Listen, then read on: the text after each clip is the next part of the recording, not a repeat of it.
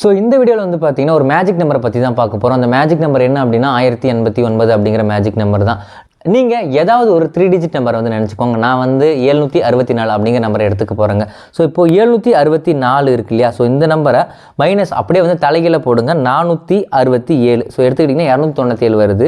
இந்த 297 கூட அப்படியே கூட்டல் போட்டு மறுபடியும் 792 அப்படின்னு போட்டிங்கன்னா இந்த 1089 வரும். நீங்கள் 3 டிஜிட் நம்பர் எது எடுத்துக்கிட்டாலும் இந்த 1089 அப்படிங்கிற நம்பர் வந்து வருங்க. நான் சொன்னதை ஃபாலோ பண்ணிங்க அப்படின்னா ஒரு சிலர் வந்து பார்த்தீங்கன்னா இப்படி ஒரு நம்பர் போட்டுட்டு எனக்கு இந்த இது வரவே இல்லை அப்படின்னு சொல்லுவாங்க. உதாரணத்துக்கு 129 எடுத்துக்கிட்டிங்க அப்படின்னா மைனஸ் 921 இதை போட்டோம் அப்படின்னா மைனஸ் 792 வரும். அப்போ மைனஸில் வருதுன்னா நம்ம வந்து பார்த்தீங்கன்னா மறுபடியும் மைனஸில் தான் போடணும். மைனஸ் 297 அப்படின்னு போட்டிங்கன்னா 1089 வரும். ஏன் மைனஸ் போட சொல்கிறேன் அப்படின்னா மைனஸ் இன்ட்டு மைனஸ் தான் வந்து ப்ளஸ்ன்னு வந்து சொல்லுவாங்க. இது வந்து பார்த்தீங்கன்னா பெருக்கல்ல கூட்டலுக்கும் அதே தான். மைனஸும் வந்தால் அதை கூட்டிக்கணும், ப்ளஸும் மைனஸ் வந்தால் மட்டும்தான் அதை கழிப்பாங்க. ஸோ அதுதான் அப்படி.